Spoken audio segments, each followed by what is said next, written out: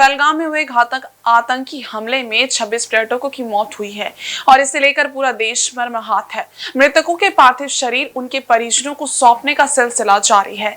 इसी कड़ी में झालदा निवासी मनीष रंजन का पार्थिव शरीर रांची एयरपोर्ट विमान से लाया गया, जहां से मनीष रंजन के पार्थिव शरीर को उनके निवास झालदा एम्बुलेंस के माध्यम से ले जाया गया।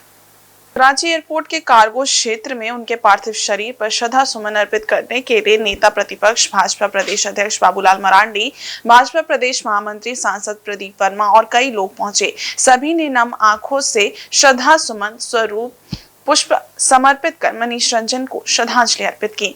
मनीष रंजन मूल रूप से पश्चिम बंगाल के झालदा के रहने वाले थे। उन्होंने रांची में रहकर पढ़ाई पूरी की थी। फिलहाल वह तेलंगाना में कार्यरत थे। मनीष रंजन के पार्थिव शरीर पर श्रद्धांजलि अर्पित करने के बाद भाजपा प्रदेश अध्यक्ष बाबूलाल मरांडी ने कहा कि अनुमाननीय घटना को जिन्होंने अंजाम दिया है, उन्हें और उनके आकाओं को भारत सरकार माकूल जवाब देगी। प्रदेश अध्यक्ष ने कहा कि धर्मनिरपेक्षता की आड़ में ऐसे लोगों को मदद करने वालों को भी चिन्हित करने की जरूरत है। स्वाभाविक है लोगों के आक्रोश, क्योंकि जिस प्रकार की घटनाएं हुई है जम्मू कश्मीर के पहलगाम में, यानी नाम पूछ करके, धर्म पूछ करके, कलमा पढ़ा करके, कपड़ा उतरवा करके और लोगों को मारा गया है, तो ये बिल्कुल क्षमा करने की योग्य नहीं है। और मैं समझता हूं कि भारत सरकार उसको गंभीरता से ले रही है और जिन लोगों ने इस प्रकार की दुस्साहस किया है उनको तो जवाब मिलेगा ही मिलेगा, लेकिन उनके जो आका है, जो जहाँ से प्रायोजित होते हैं, उन्हें भी नहीं छोड़ा जाएगा। क्योंकि घटना सिर्फ 26 लोगों का नहीं है, बल्कि देश के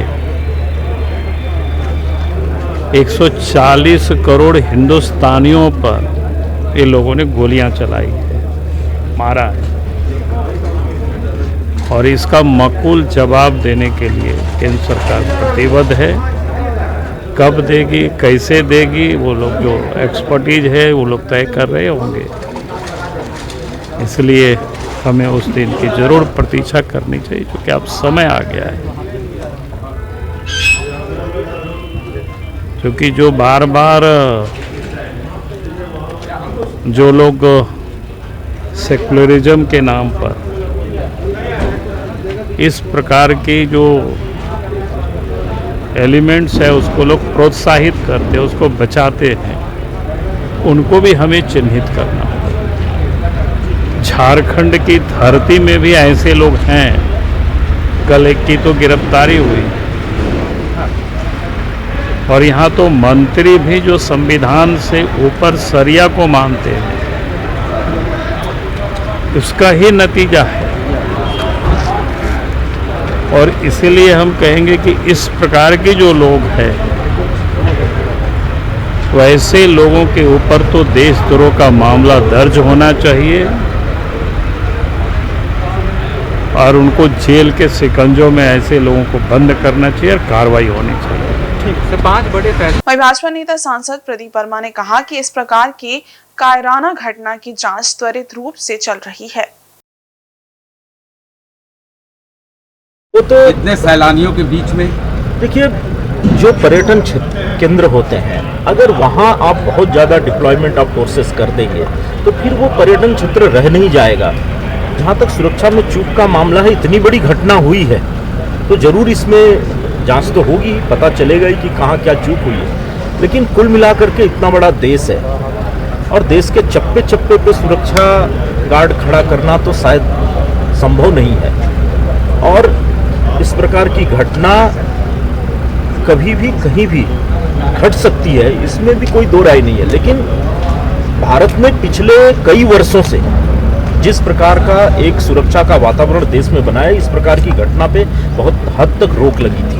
मुंबई के 26/11 वाले घटनाक्रम के बाद से कोई बड़ी घटना देश में नहीं हुई थी। पूरा प्रशासन चौकन्ना था। हर प्रकार से हमारे सुरक्षा बल आतंकवाद के विरुद्ध लड़ाई पूरी ताकत से लड़ रहे थे। लेकिन इस प्रकार की कायराना घटना करने का मन बना के कोई आ जाएगा और निहत्थे निर्दोष लोगों पर अचानक से एक टूरिस्ट प्लेस पे अगर कोई हमला करता है तो ये बड़ी दुर्घटना है और इसकी जांच तो होगी ही, सब हो ही रहा है। अमित शाह जी गृह मंत्री जी वहाँ पहुँचे हुए हैं, प्रधानमंत्री जी स्वयं सऊदी अरबिया का दौरा रद्द करके वापस भारत आए हैं, तो चीज़ें आगे चल रही हैं। इधर मृतक के परिजन घटना से काफी आहत थे। उनका रो रो कर बुरा हाल था। वह भारत सरकार से दोषियों को सख्त सजा देने की मांग कर रहे थे।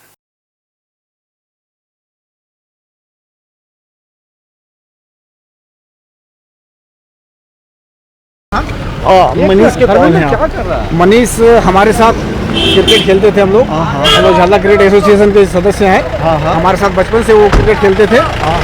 तो हमारा उनका साथ क्या कि दोस्ती भी है, भाई भी है, हमारा छोटा भाई भी है। तो ये घटना सुनने के बाद हमारा तो मतलब मान लीजिए कि नींद दिन की और रात की नींद चैन उड़ गया। ऐसा हम विश्वास नहीं कर सकते कि इतना दर्दनाक और इतना मतलब घटिया काम करेंगे वो। और लोग कहते हैं कि आतंकवाद का कोई धर्म नहीं होता, जबकि आतंकवाद धर्म पूछकर उनको मारा गया, उनकी हत्या की गई। भैया घर से कौन कौन लोग आए हैं? घर से उनका छोटा भाई आया हुआ है और उनके रिलेटिव आए हुए हैं। और इनका पूरा परिवार अभी कहाँ है? अभी झालदा में है सर। झालदा में? हाँ, झालदा में। पिताजी अभी झालदा में है। झालदा में? हाँ। यहाँ से आप लोग सीधे झालदा? अभी हम लोग यहाँ से झालदा जाएंगे। घर में रहते हुए इतना अच्छा से सारा पढ़ाई लिखाई उसका रांची से हुआ। वो MA इंग्लिश से यहीं से किया था, रांची से। यस। अभी IB में पोस्टेड थे? वो IB में सेक्शन ऑफिसर है। आप पोस्टेड कहाँ? वो रांची में सर 6 साल रह के अभी 6 साल उन्होंने रांची में बिताया। अभी पिछले साल उनका ट्रांसफर हुआ है तेलंगाना। वहाँ घूमने गए थे? वहाँ घूमने के लिए गए थे फैमिली के साथ। वो पहले उनका प्लान था कि वो मिसेस के साथ जाएंगे पहलगाम, वहाँ पे घूमेंगे। वो इतना मतलब अच्छा लड़का था कि पीछे से अपने पिताजी और माताजी को बुलाया था वो वैष्णो देवी में। वो फिर वैष्णो देवी से होके जाने वाले थे। अब माँ पापा के साथ वैष्णो देवी जाने वाले थे, लेकिन उससे पहले ही ये कुकृत्य कर दिया। जाने के बाद नहीं, अभी कुछ दिन पहले ही हुई थी मेरी आखिरी बात उससे। वो मैं बोकारो में कार्यरत था, तो उन्होंने मुझे कहा था कि भैया मैं आ रहा हूँ यहाँ पे, तो आप मुझे थोड़ा सा सामान अकोमोडेट करने के लिए कुछ व्यवस्था कर दीजिए। तो मैंने फिर उनका सामान अकोमोडेट कर दिया था।